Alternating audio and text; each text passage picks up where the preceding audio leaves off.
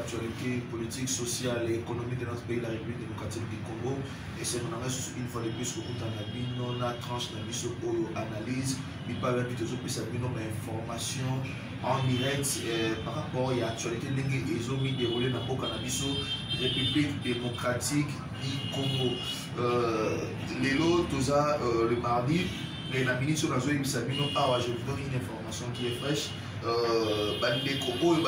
Responsable, il y a sécurité, responsable, il y a finance, il y a logistique, il y a aéroport international, il y a Njili, dans la République démocratique du Congo, dans la Kinshasa. Lelo, sa première journée dans Bango, na prison, topé na centre de rééducation pénitentiaire, CPRK à Kinshasa, Makala, na Selembao. Pour nani bakangi bango, pour nani bakangi bango, pour nani bazo qui ne purger peine wana, oyo en attendant fixation, en attendant que procès na bango et les cas, parce que ils en a pas procès pour les cas, kuna na procès forain, kuna na centre pénitentiaire de rééducation à Kinshasa, CPRK ou Lutubengi communément prison à Makala. Pour nani ni barokine bakosambisa bango, ba grief oyo ils a retenu contre bango, ils ont au moins 4 griefs. Il y a les bossos baza pour la corruption, pour le détournement des deniers publics et faux en écriture. Il a mis ça et la surfacturation. Il y a misala où il s'est à l'aéroport. Il y avait un grand projet ambitieux où révolution de la modernité. Kati na Europe, bateri aéroport international il y a Njili na Kati. Pour en fait que l'aéroport et répondre à un standard international parce que si on continue à répondre à l'aéroport on a biloko ebele ezate topé biloko musuzo tambola sous malamu te donc bandeko oyo bakendeki bazalo sala musala kuna mais détournement des fonds, détournement des deniers publics, surfacturation, corruption. Na makambo mususu ya mike oyo ezali kuna na kati ya aéroport esalaki te aéroport na biso etambola malamu te mpe mbongo ezalaki kokota surtout na makambo babengi go pass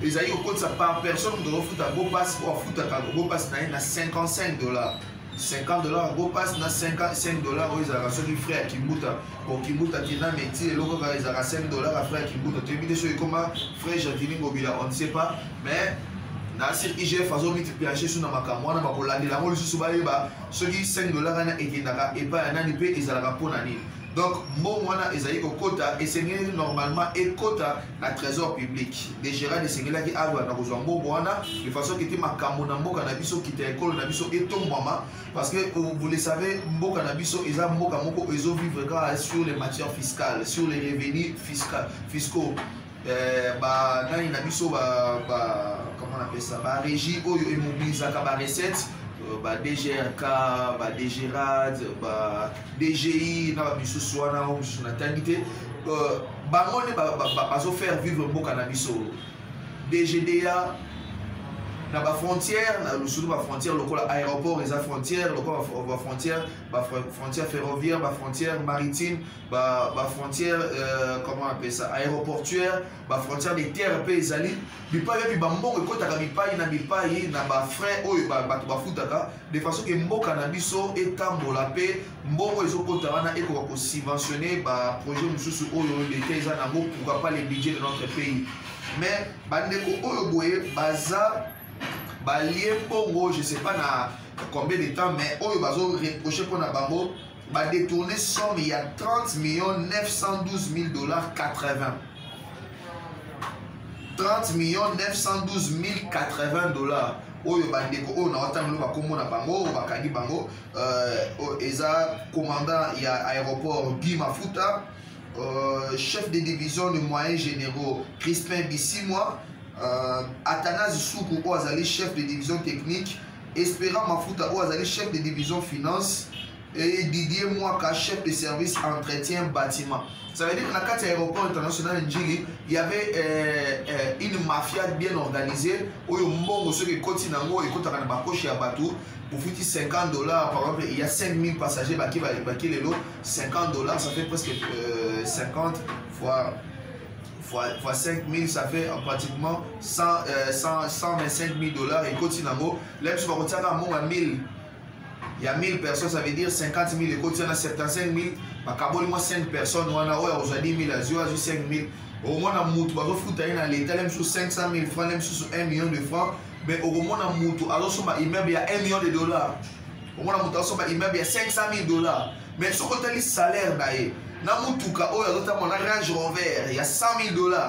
Mais aux autres par rapport à il y a salaire naé aux autres et balanate.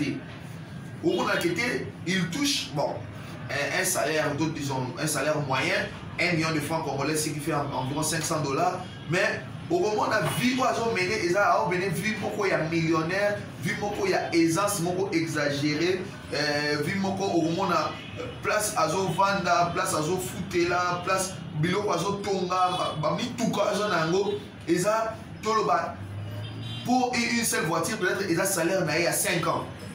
On s'est posé des questions, j'ai famille penché les colons de Kamwana et voilà, bandeko oyoboye. Bazala qui conduit à détourner mon à l'État. État des droits, et ça va rater, droit autres en a mais État des droits, va devoir. Ceux qui ont sali ma bête, Tio Maboko, ok, collègue, on va dans la prison centrale à Makala, puis pas puis président Félix Antoine Tshisekedi a bondi sa pavillon, Moko Kito, Komakasi, à répandre de façon qui était aux Alakuna, aux Anakimia. Donc le problème c'est ça, ok, nous fout à l'État, et pourquoi pas, Moko Obino Boyibi, Bozo Misapé. Nous avons négocié l'État doit communiquer. Et j'aimerais faire juste une requête comme ça pour la bande de communes sur Internet. L'autre fois, on a une analyse. C'est bien, mais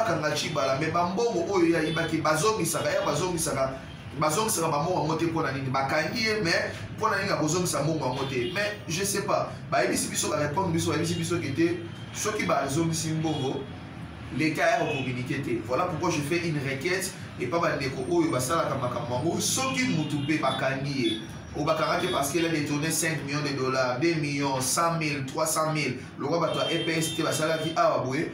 Et ceux qui bazombi simbo mambo et quand même l'aimabilité il y a quoi non bazombi ça qui mon bakanga qui moto mais azombi ça qui mali azo PG peine naé mais azo fout taper bongo oyo azombi ça qui peut-être 20%, 30%, 50% il y a bongo oyo aibaki sur les années 100 000 les azombi ça qui 30 000 les azombi ça qui 50 000 boye bi ça la biso pe que ba fouti ba bongo na de façon qui était population oyo azolanda azala pe fixé et ça la paie moi bien moi échange il y a pas point de vue on a l'air mon talobi boyer l'état pe na mon talobi que te mon tobayi aibaki 1 million mais tout azon si 300 000 tu dis quand même que te musale sale makiwana ne bakama ki ezaki pas batté quand même il a remis quelque chose. Donc c'était ça les lots bandeko oyo boye Guy Mavuba Christian Bissimwa Athanase Soukou Espérant Mafuta Didier Mwaka oyo bazana service oyo ozali ko gérer aéroport international ya Njili baza lelo poursuivi par la justice en attendant que le procès na bango les a mis en fixation baza poursuivi par la justice pour un détournement il y a somme il y a 30 912 080 $. L'aéroport n'a affaire oyo go pass. Mais je pense que le président de la République a dit et c'est qu'il va s'écouter le on attend encore jusqu'à présent aéroport on a vu comme vraiment et comme il passe et comme il peut sommer on a monté à musique pour aller Congo on a Congo pour la et comment passe il faut à la passe il faut à la ce qui il y a corona et test à corona mais il faut à 45 $ à corona on peut pas ça le test c'était ils ont arrêté sur 45 $. Les cas donc c'est devenu un peu compliqué. Donc, tout le cas, à l'état de droit, tout ça, tout le monde a fait clair. Si on peut supprimer ces go pass là, parce que tout le monde a fait mon et ça la matin, moi qui moute à mon tout le monde a fait le et ça la tête, ou soit ceux qui étaient Bakosa et Bakotia, mon go pass soit éthique là. Tout le monde a quand même fait amélioration dans la condition et aéroport international et Njili. Tout le monde a quand même été comme bien. Tout le monde a quand même quitté le service de ce temps là. Le lenge longo bani, le service à sécurité, le service il y a maintenance, le service à mususu onyo sur etikali wana. De façon que appareil na nokuna et ça la malamu. On ne veut pas même parler de ça parce que il a tellement sonné qu'au point d'aéroport on a vu au petit bamboka mususu comme l'aéroport on a vu ça. Ils ont le aéroport international mais Les accords internationaux pour la Congo, mais vraiment tout le monde a été archaïque. Nous sommes au 21e siècle. Tout ça, la mise à jour dans ma camoine et au salam malam. Je finis cette analyse dans le coronavirus depuis hier. Vaccination, les volontaires et les banda. Et bandaki, ils ont trouvé les banda. Et bandaki depuis lobby. Mais je ne sais pas. Pour éviter ce qui vaccination, ils ont fait pour la battu. Mais tout le monde n'a pas beaucoup ceux qui vaccinent ça, tout le monde a un président, un programme, le quoi d'accord d'Ivoire, tout le monde qui programme de vaccination, programme Mobimba, il y a les Nations Unies, les services, il y a les Nations Unies, les animateurs, il faut se faire vacciner pour montrer de l'exemple. Même pour cannabis, c'est arrêté quand même, c'est parce que c'est ironique, c'est que j'ai retenu de la journée de lancement officiel de la vaccination contre la COVID-19. Le président de la République, lui quand même on peut l'épargner parce qu'il est tellement... le président de la République et président en exercice de l'Union africaine, donc on peut épargner et Azako Koyamba homologue la place Makamoussousou, mais quand même, vaccination, ils allaient volontaire. Le docteur Mouyembe s'est montré non volontaire. La RDC doit venir se faire vacciner, tout ça, patati patata, coronavirus, courbe, mataraka. On a Babylone sur ma théorie, sur le docteur Mouyembe, papa n'a mis chose à Moutama, mais Namakambo, vraiment, tu éviter. Quand même, j'ai beaucoup de respect, d'estime pour vous. Vous êtes un grand professeur, mais Makambo, vraiment, obéti Mabé. Il fallait que vous ayez une vaccination bandit. Moi-même, je me fais vacciner comme exemple. Mais docteur Mouyembe s'est montré non volontaire. Les docteurs étaient du monde avec son adjoint. Il va montrer exemple. Un seul élu du peuple, ça veut dire un seul député. Aucun membre du cabinet du chef de l'État. Comment ça va inspirer qu'on fasse campagne de vaccination contre le coronavirus? Est-ce que on a une sûreté dans le vaccin? Le vaccin AstraZeneca, tout le monde a un pote de bateau boya. Moi, comme je suis boya, je suis en Suisse, mais pas la mission awa. Curieusement, je ne sais pas, contre l'expertise de Bassali, curieusement, non, ils ont un vaccin valable, ils ont mabete pour la population, donc il faut tout ça. On se pose des questions. Est-ce que le vaccin et l'équipe n'a pas service? Et si c'est malin, on a besoin de service en paysan. Comment est-ce que l'équipe n'a pas phase expérimentale pour le vacciner et ils ont nocif pour la population? On se pose des questions, on accepte tout, on gobe tout comme ça. Que Dieu nous garde et que Dieu nous épargne vraiment pour que les pires ne puissent pas arriver parce que l'être autant dans vaccin ou même les Européens et même sont restés sceptiques par rapport à ma vaccin parce que ces vaccins n'immunisent pas, ces vaccins ne guérissent pas, ces vaccins ne protègent pas. Alors ces vaccins fait quoi? On ne sait pas ce que ces vaccins fait, mais on accepte bêtement comme ça qu'on se fasse vacciner dans notre pays. Puis vaccination et en masse, on ne sait pas quelles sont les retombées Kokoma. Vraiment. Et ce que nous pouvons dire, c'est que les gars, ils sont dans la RDC, le sambo, celui le sambo, ils sont là, ils ont pas. Donc, il y a moins des animaux, ça m'a mis balai, c'est que tout Kabola Lelo, na Italimbo, cannabis au République démocratique du Congo, il y a des bossos, il y a arrestation, il y a équipe dirigeante, il y a aéroport, il y a Njili, Totangi, commandant. Guy Mavuba, Azali commandant, et à l'aéroport, il y a Gilles Christian, ici moi, chef de division des moyens généraux, Athanase Soukou, chef de division technique, Espérant Mafuta, chef de division des finances, et Didier Mouaka, chef de service entretien bâtiment.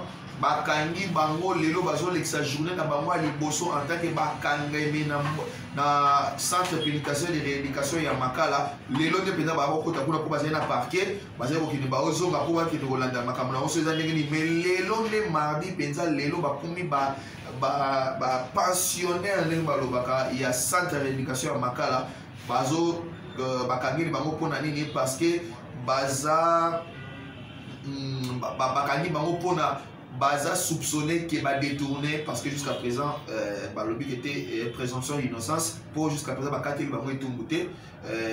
Pour une enquête depuis plus d'un mois, le but était essayer de pour Baza présumé détourner somme il y a 30 912 080 $.